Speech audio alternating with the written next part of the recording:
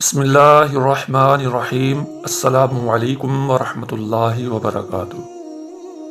معزز ناظرین کرام، آج کی اس ویڈیو میں ہم شیخ پیر عبد القادر جیلانی رحمۃ اللہ علیہ کی زندگی کے تمام اہم ترین حالات و واقعات کا تذکرہ کریں گے، جن میں آپ کی ولادت باسعادت، آپ نے تعلیم و تربیت کہاں سے حاصل کی، آپ کے اساتذہ اور شیوخ کون کون سے تھے، آپ کا حلیہ مبارک کیسا تھا، آپ کے اعلیٰ اخلاق کا تذکرہ، آپ کا عقیدہ کیا تھا، آپ کی تصانیف کردہ کتب کون کون سی ہیں، آپ کی کرامات کیسی تھیں، اور پھر آخر میں آپ کی وفات کے واقعات وغیرہ کو بھی شامل کریں گے۔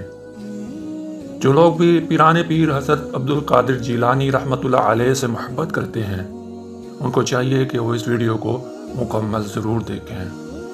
معزز ناظرین، دنیا کی زندہ قومیں معروف شخصیات کی یاد سے اپنے دلوں کو گرماتی ہیں اور تازہ دم ہو جاتی ہیں، لیکن ملت اسلامیہ اپنے مزاج کے لحاظ سے بالکل جداگانہ نوعیت کی ہے۔ مسلم قومیں اپنی روح کی تازگی کے لیے ہمیشہ حضرت محمد کریم صلی اللہ علیہ وسلم کی سیرت طیبہ سے فیض حاصل کرتی ہے، اور ان برگزیدہ شخصیات کی یاد سے اپنے دلوں کو گرماتی ہے کہ جن کی زندگیاں اسوہ حسنہ کے مطابق گزری ہوں اور انسانیت کے لیے وہ شخصیات زندہ مثال بن گئی ہوں۔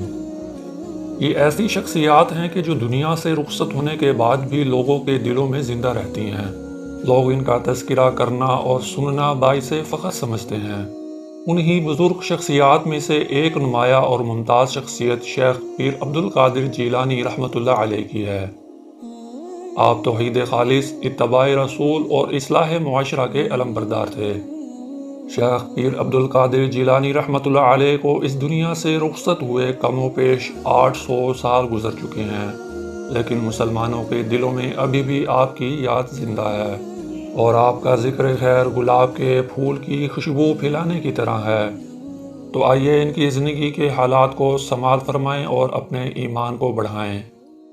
شیخ پیر عبد القادر جیلانی رحمۃ اللہ علیہ کی ولادت 470 ہجری میں ایران کے ایک صوبہ جیلان میں ہوئی۔ آپ کا آبائی سلسلہ حضرت حسن رضی اللہ عنہ اور مادری سلسلہ حضرت حسین رضی اللہ عنہ سے ملتا ہے۔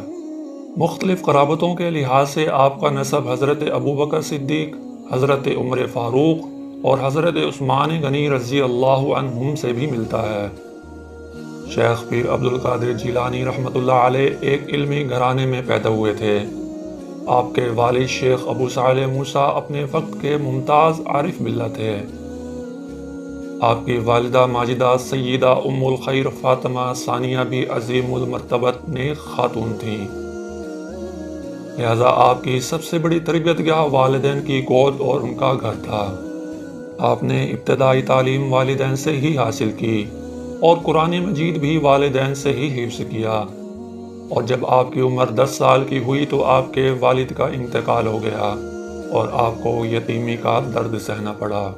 آپ کی والدہ ایک نہایت سمجھدار اور سچی مسلمان خاتون تھیں۔ انہوں نے اپنے یتیم بچے کی زندگی کے تمام گوشوں کو سنوارنے اور چمکانے کی جانب پوری توجہ دی۔ آپ نے اپنی عظیم ماں کی نگرانی میں 18 سال کی عمر تک جیلان میں ہی تعلیم حاصل کی۔ کیونکہ جیلان میں مزید اعلیٰ تعلیم کا انتظام نہیں تھا، اس لیے آپ کی بلند حوصلہ والدہ نے خوشی خوشی آپ کو 488 ہجری میں بغداد روانہ کر دیا۔ یہی وہ سال ہے کہ جس میں امام غزالی رحمۃ اللہ علیہ نے تلاش حق اور حصول یقین کے لیے بغداد کو چھوڑا تھا۔ یہ محض اتفاق نہیں کہ ایک جلیل القدر امام سے جب بغداد محروم ہوا تو دوسرا جلیل القدر داعیہ اللہ وہاں حاضر ہوا۔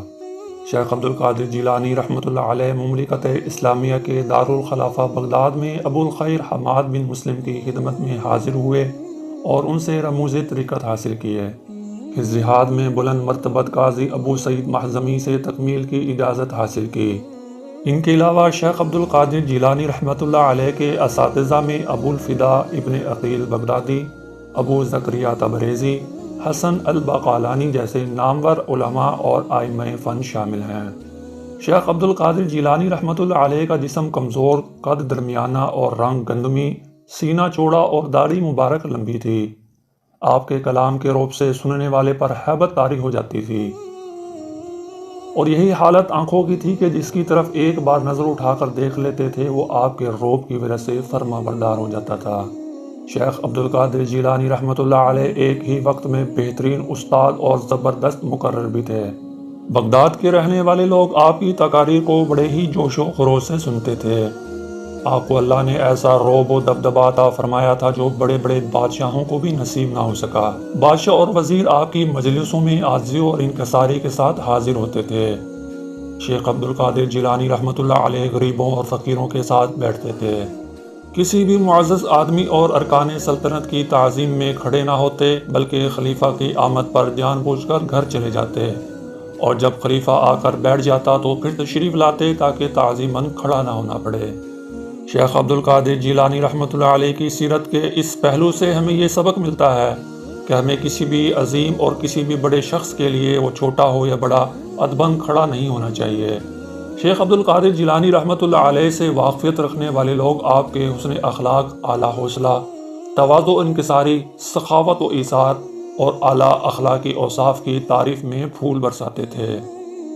الامام الحافظ ابو عبداللہ محمد بن یوسف رحمۃ اللہ علیہ ان الفاظ میں آپ کی تعریف کرتے ہیں کہ شیخ عبدالقادر جیلانی رحمۃ اللہ علیہ مستجاب الدعوات تھے، یعنی اللہ رب العزت آپ کی تمام دعاؤں کو قبول فرمایا کرتے تھے۔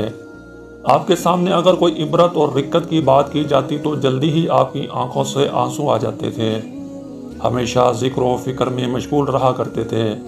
بڑے ہی نرم دل کے مالک تھے، لوگوں کے ساتھ خندہ پیشانی سے پیش آیا کرتے تھے۔ شیخ عبدالقادر جیلانی رحمۃ اللہ علیہ خود مہمانوں کے ساتھ کھانا تناول فرمایا کرتے، کمزوروں اور غریبوں کی مجلس میں بیٹھتے، طلباء کی باتوں کو برداشت فرماتے اور تحمل سے کام لیا کرتے تھے۔